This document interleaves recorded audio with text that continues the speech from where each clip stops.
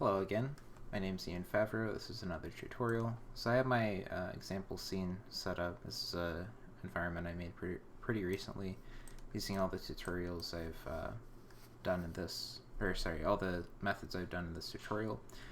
So when you get into the Unreal Engine, it'll look a lot different than this, but I'm just using this as a separate scene. I could just show you what it'll look like. So it'll look like this.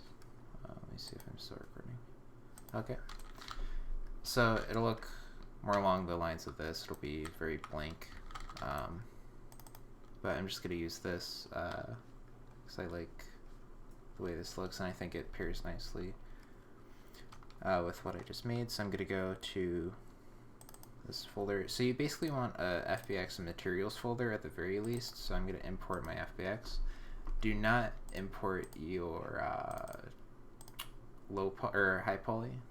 Because that'll be detrimental. It'll probably crash the game engine, to be honest.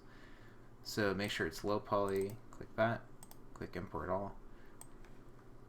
Sometimes it'll be small, so you have to like enlarge it, but you just scale it using the same tools in 3ds Max, W, E, and R. Alright, so then it'll come with a default material. Don't worry about that too much, but go to materials and then go to import. And then go to export to textures, click and shift click all that so you have all of them in here. You'll see it imported an emissive as well. Okay, so we'll call this simple wall match for material. And as you can see, we have this material editor. It'll have your standard thing here, this material assembler. So if you click and drag the base color in. So it goes base color, emissive, if you have one, normal, and then everything else. And I'll show you how to apply that. So base color goes into here, emissive goes into here. I won't attach that quite yet because I'll show you later. Normal map goes into normal. Simple wall material goes into ambient occlusion, metallic, and roughness. So once you have that and you press save, then you can click and drag on to the material or the FBX. So as you can see, it looks okay, but it doesn't look as good as it could because it doesn't have the emissive. So the way we apply the emissive is type in multiply. The emissives are there, as you can see, these circles, but they don't really have the same effect as we want. So we plug the multiply into the emissive color and then this into A, and then we want to press 1 on our keyboard, hold it, and then click and get a constant out. So we could be like, okay, we want this, like, you could put this up to a crazy value. I'm just gonna do 50 because it's the most like demonstrative of what we want. Okay, awesome. So let me show you what this looks like without all this post-processing stuff. Okay, it's gonna have atmospheric fog as well still, but yeah, so as you can see, it looks pretty nice. Yeah, we did a little bit of a bad job with how it looks here. It looks kind of rugged a little bit, but maybe we want it that way. I don't know. It all depends on what you're going for, but yeah, so that's essentially it. I can show you some post-processing volumes if you want. Just a really quick rundown of them. So you type in post-process.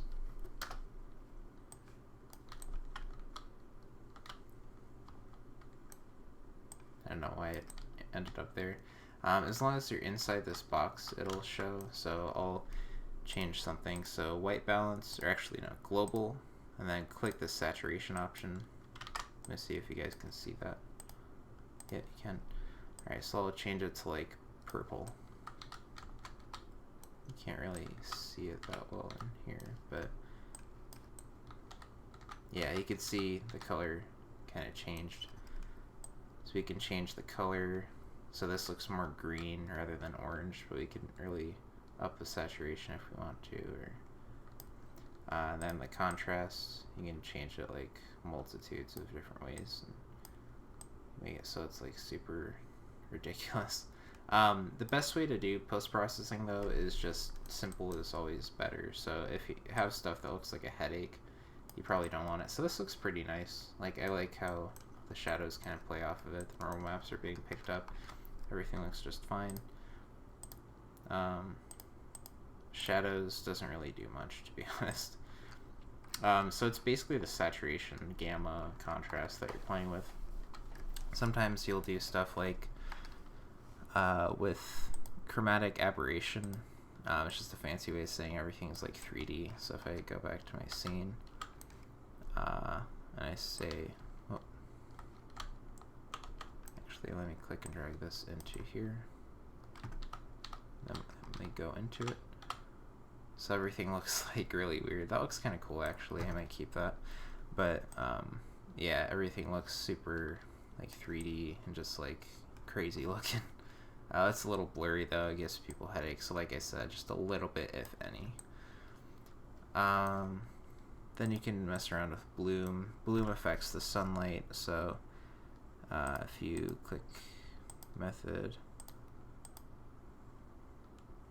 so this makes everything look kind of crazy, like everything that has a light is kind of blowing out pretty hard.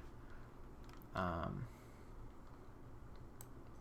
as you can see, it's like the post-processing kind of lies about what colors really are. So that's pink right there. But if you go here, it's orange. Let me show you my scene without post-processing, and hopefully that'll help you understand the importance. So it looks pretty good here, right?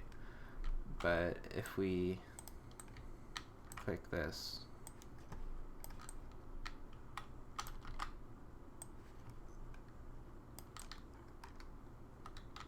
it doesn't look as good, right? It just looks very drab. So post-processing can definitely help improve your scene, get everything to look as stylized or non-stylized as you want it. Yeah, it's such a huge difference. And it can also decrease the contrast in colors. So I don't really like that this is so green. So if we go into the post-processing volume, it's not so jarring. Yeah, it's a lot more pink. So you can change the color. Yeah, that's basically all I have. I hope you enjoyed this tutorial. Make sure to leave a comment if you want to see this done in the Unity engine. Or if you have suggestions, maybe you hate me, that's cool. But yeah, other than that, have a good day. Bye bye.